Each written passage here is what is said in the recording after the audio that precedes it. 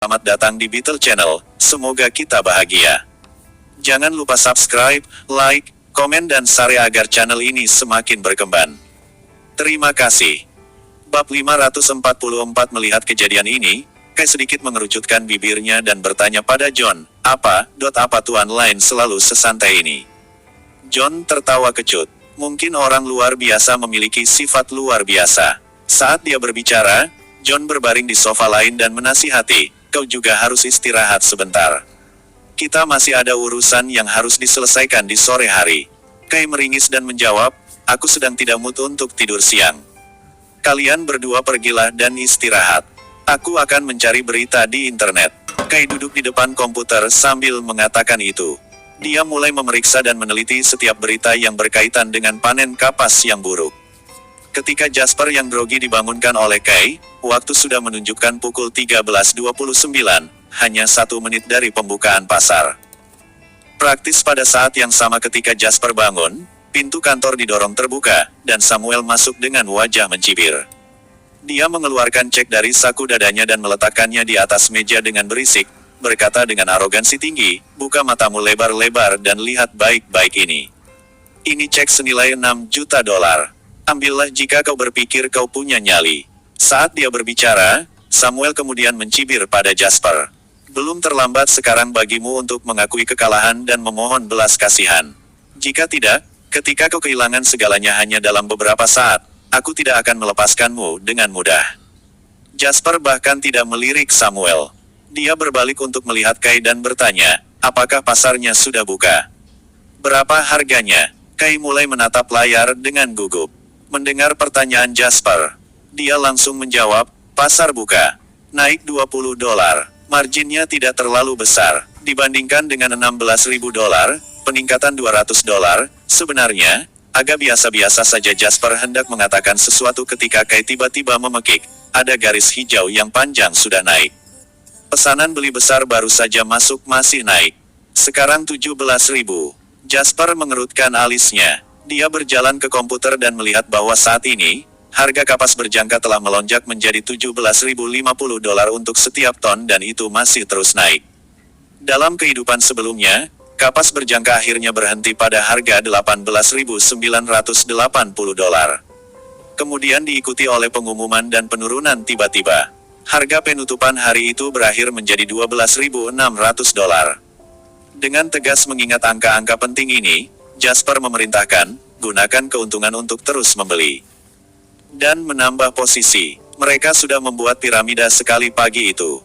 Jika mereka melakukannya lagi, risikonya akan sangat tinggi. Namun kali ini, Kai tidak ragu sarna sekali dan menggunakan keuntungan yang mereka peroleh dari lonjakan harga untuk membeli lagi. Samuel menatap Jasper dengan dingin. Dia tidak mengatakan apa-apa kali ini. Dia hanya menunggu waktunya dengan sabar dan menunggu untuk melihat kapan bocah muda ini akan kehilangan segalanya.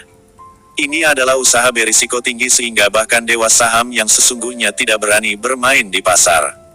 Apakah anak muda seperti Jasper berpikir dia bisa?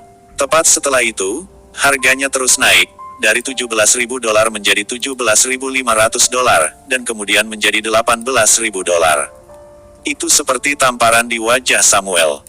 Dengan titik resistensi satu demi satu ditembus. Seolah-olah aliran modal sudah gila, dan semua orang mulai bergegas ke pasar berjangka untuk mendapatkan sepotong kue. Samuel menatap harga $18.800 dan merasakan jantungnya berdebar kencang dan khawatir. Dengan tidak percaya, dia menatap Jasper, yang sejak awal tenang dan terkendali. Jantungnya sendiri berdegup kencang pada saat ini. Samuel bukan satu-satunya. Kai dan John juga hampir kehilangan akal. 1 jam pembukaan dan modal awal mereka dari 800.000 telah berkembang menjadi 3,9 juta. Sementara Kai dan John berusaha menemukan kata-kata untuk mengungkapkan betapa mereka memuja Jasper, Jasper sendiri masih mempertahankan ekspresi tegang. Sekarang, tutup posisi dan jual semuanya.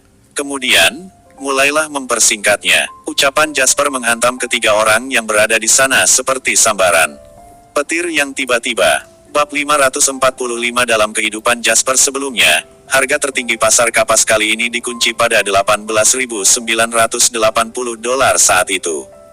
Namun, Harganya sekarang adalah $18.800. Tampaknya masih ada margin keuntungan sekitar $200, tetapi Jasper tidak pernah menjadi orang yang terlalu percaya diri.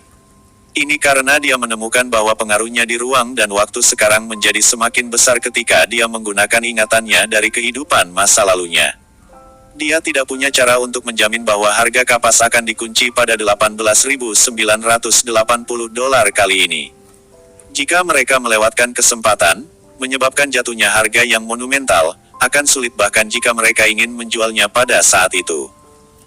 Terlepas dari apakah itu investasinya sendiri atau jika dia membantu Kay melewati masa sulitnya, dia tidak akan bergantung pada ingatan masa lalunya lagi. Ketika sampai pada keuntungan, itu sudah cukup untuk bisa mendapatkan yang terbaik. Seseorang seharusnya tidak pernah menjadi terlalu serakah untuk sisa makanan. Namun, pada saat ini, keputusan Jasper mengejutkan mereka bertiga termasuk Samuel. Melihat harga tiba-tiba melonjak secara eksponensial, Jasper memberitahu mereka bahwa mereka harus menutap posisi mereka bisa mengambilnya sebagai penyimpanan dengan mengambil keuntungan ke dalam kantong mereka.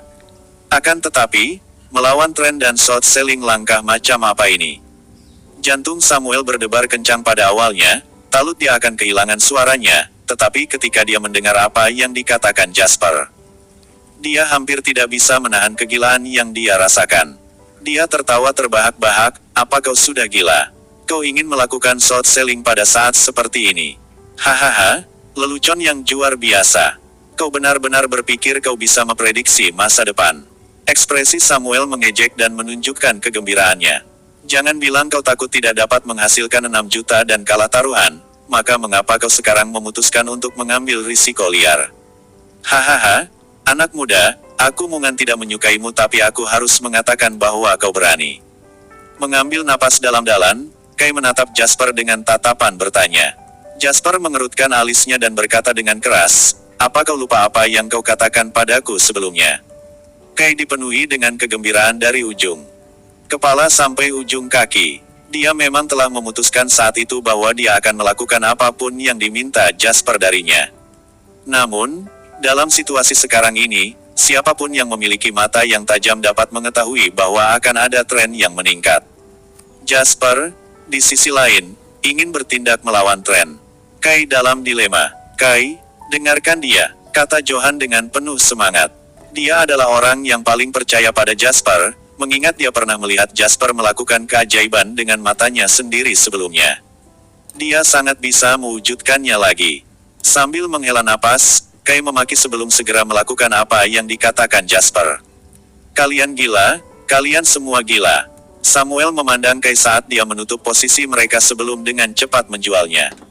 Akhirnya, dia tertawa histeris. "Meskipun bagus kalian semua gila. Bagaimanapun aku menang, kan?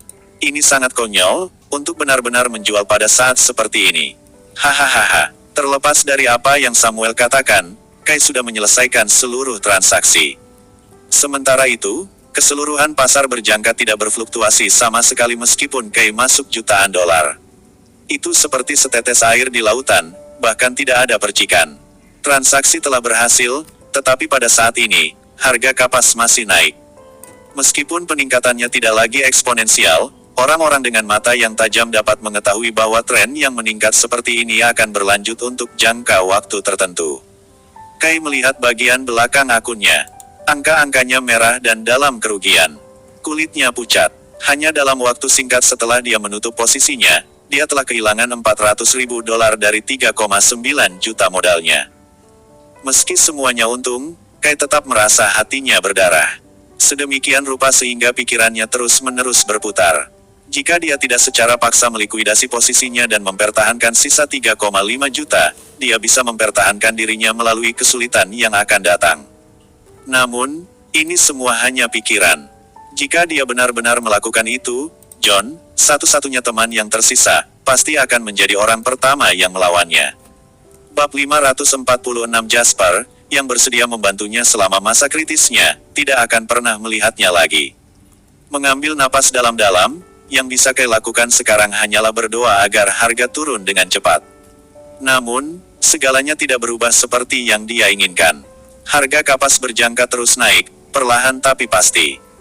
Seolah sengaja memprovokasi Kai dan Jasper, Samuel meminta seseorang untuk mengirim beberapa makanan mewah pada saat itu. Samuel mendecakkan lidahnya dan menghela napas saat dia duduk di sofa, memakan kaviar. Ah, ini enak, tapi sedikit mahal. Kalian berdua masih bisa memakannya sebelum ini, tapi setelah hari ini, aku tidak yakin. Kai menggertakkan giginya dan menatap tajam ke arah Samuel. Dia benci karena dia tidak bisa menerkam Samuel dan memukulinya. Jasper, di sisi lain, melihat ke layar komputer. Dia tidak bisa diganggu tidak peduli apa yang Samuel lakukan. Ketika pukul 14.30, Departemen Bisnis Situs Web Otoritas yang diperhatikan Jasper akhirnya menerbitkan pesan informasi. Setengah jam yang lalu, negara kita berhasil menandatangani serangkaian perjanjian perdagangan dengan 3 negara tetangga, yang mencakup perdagangan kapas curah. Diharapkan setelah memperoleh kapas impor batch ini, pasar kapas domestik ke depan tidak akan terkena dampak besar karena kurangnya panen. Kai hampir melompat hanya dengan beberapa kata. Ya Tuhan, pengumuman ini, seru Kai, suaranya parau. Teriakannya yang tiba-tiba sangat mengejutkan Samuel sehingga kaviar di tangan Samuel jatuh ke lantai. Tidak lagi peduli dengan kaviar, Samuel bangkit dari sofa dan bergegas ke komputer. Seseorang seharusnya tidak pernah memandang rendah sejauh mana minat kapitalis dalam berita. Ketika Samuel berlari setelah berita itu diterbitkan, sudah ada respons di pasar modal di pasar berjangka. Jatuh dari tepi tebing. Harga kapas yang terus naik melihat kebalikan dari arah panahnya dan turun drastis seolah-olah seseorang menginjaknya di udara. Harga kapas jatuh dengan cepat dalam waktu singkat. Garis lurus ke bawah terbentuk pada grafik pasar saham. Siapa yang tahu berapa banyak yang berencana untuk mengambil keuntungan dari gelombang tren pasar saat ini untuk membuat keuntungan besar sekarang menangis dalam kesedihan setelah akun mereka dikosongkan dalam sekejap. Banyak orang bangkrut setiap detiknya. Pada saat yang sama, ada juga sejumlah kecil orang seperti Jasper yang menghasilkan banyak uang setiap detiknya.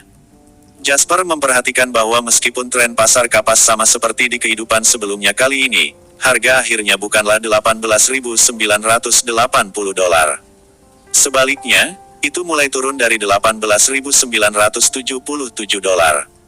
Meskipun perbedaan hanya $3 tidak berbahaya, hal itu telah menyadarkan Jasper. Dia tidak bisa dikuatkan oleh ingatannya tentang kehidupan masa lalunya sepanjang waktu. Banyak hal telah berubah dalam hidup ini. Dampak dari perubahan ini akan menjadi lebih besar saat ia menumbuhkan kekayaan dan pengaruhnya.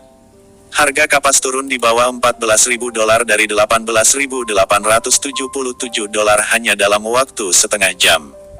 Seolah-olah Kai dan yang lainnya dapat merasakan kehancuran dan tangisan orang yang tak terhitung jumlahnya di layar.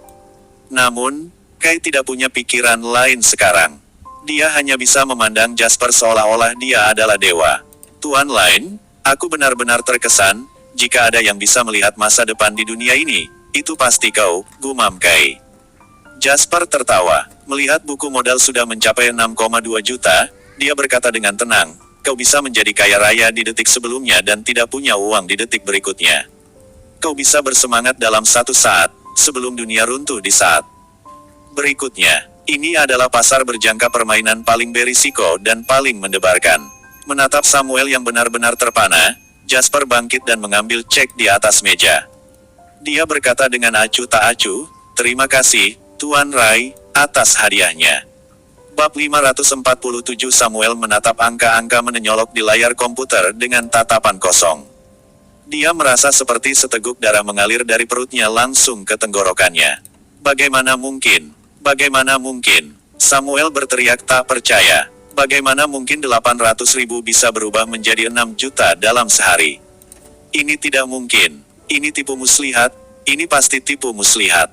Apa kau sengaja menggunakan perangkat lunak palsu untuk menipuku? Samuel memelototi Jasper dengan ganas dan berteriak marah. Imajinasimu tidak buruk, puji Jasper. Kai, di sisi lain, tidak begitu pemarah. Dia memutuskan untuk menutup posisi berjangka dengan cepat sebelum segera menarik uangnya. Dia menekan pesan teks di teleponnya yang memberitahu dia bahwa 6,8 juta telah dikreditkan ke akunnya dan kemudian melemparkan telepon itu ke depan Samuel. Buka matamu dan perhatikan baik-baik. Mungkinkah pesan teks ini palsu? Samuel melihat pesan teks asli di telepon dan benar-benar tercengang. Mustahil. Samuel memikirkan sesuatu dan tiba-tiba meledak. Dia menatap Jasper dan menggeram, "Kembalikan uangku." Samuel kaya dibandingkan dengan orang biasa, tetapi itu tidak sampai pada titik di mana dia bisa membuang 6 juta seperti ini. Kalau tidak, dia tidak akan berusaha keras untuk mencoba mengambil komisi 30% dari Kai, apalagi tinggal di kantor sepanjang hari hanya untuk taruhan ini dengan Jasper. Kekayaan Samuel berharga sedikit lebih dari 10 juta. Mengambil 6 juta darinya sekaligus sama saja dengan mengambil setengah dari hidupnya. Dengan marah, Samuel benar-benar membuang harga dirinya dan mengulurkan tangan untuk mengambil cek dari saku celana Jasper. Namun, John melangkah maju dan berhenti di depan Jasper. John, yang tinggi dan kuat, terlihat sangat menakutkan. Dia memelototi Samuel dan berkata, "Ada apa? Kau bersedia berjudi tetapi sekarang tidak mau mengakui kekalahan. Kau masih ingin melakukan perampokan di siang hari bolong." Wajah Samuel memerah karena marah. Dia berteriak, "Ini jelas jebakan terkutuk yang kalian berdua sengaja buat untuk menipuku ke dalam permainan. Aku tidak akan menerimanya, Tuan Rai."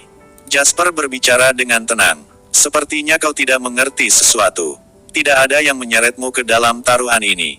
Kaulah yang ingin bergabung. Selain itu, sampai setengah jam yang lalu, kau sangat yakin bahwa kau akan menang dan bahkan berfantasi tentang bagaimana kau akan menghabiskan 6 juta yang kau pikir aku akan kalah darimu, bukan?" Samuel menggertakkan giginya begitu keras hingga berderit. Dia menatap Jasper dengan dingin dan berkata, "Nak, mudah bagimu untuk mengambil uangku tetapi tidak mudah bagimu untuk membelanjakannya. Karena kau berani mengambil uangku, berhati-hatilah agar tidak hidup untuk membelanjakannya." "Oh, sepertinya Tuan Rai berencana menipu." Jasper terkekeh dan berkata dengan dingin. "Saat itu ketika Huff kalah taruhan denganku, bahkan dia tidak berani berhutang padaku untuk tawar-menawar yang dia kalahkan dariku, apalagi kau." Kelopak mata Samuel tersentak setelah mendengar ucapannya. Samuel tahu betul orang seperti apa Huff itu. Huff-lah yang telah menahannya dan membuatnya selamanya menjadi yang terbaik kedua di Provinsi Fight. Bukannya Samuel tidak berpikir untuk mengambil alih posisi terdepan secara paksa. Dia bahkan telah mencoba beberapa kali tetapi selalu ditindas oleh Huff, membuatnya menderita kerugian besar. Belakangan, Samuel menjadi terlalu takut pada Huff, dan baru saat itulah dia melepaskan idenya untuk bertarung melawan Huff. Namun, Huff tiba-tiba kalah suatu hari. Itu adalah kesempatan yang tidak terduga bagi Samuel. Dia tidak hanya mengambil alih sebagian besar bisnis Huff, tetapi bisnisnya sendiri juga berkembang. Samuel pernah berpikir bahwa dialah yang terpilih.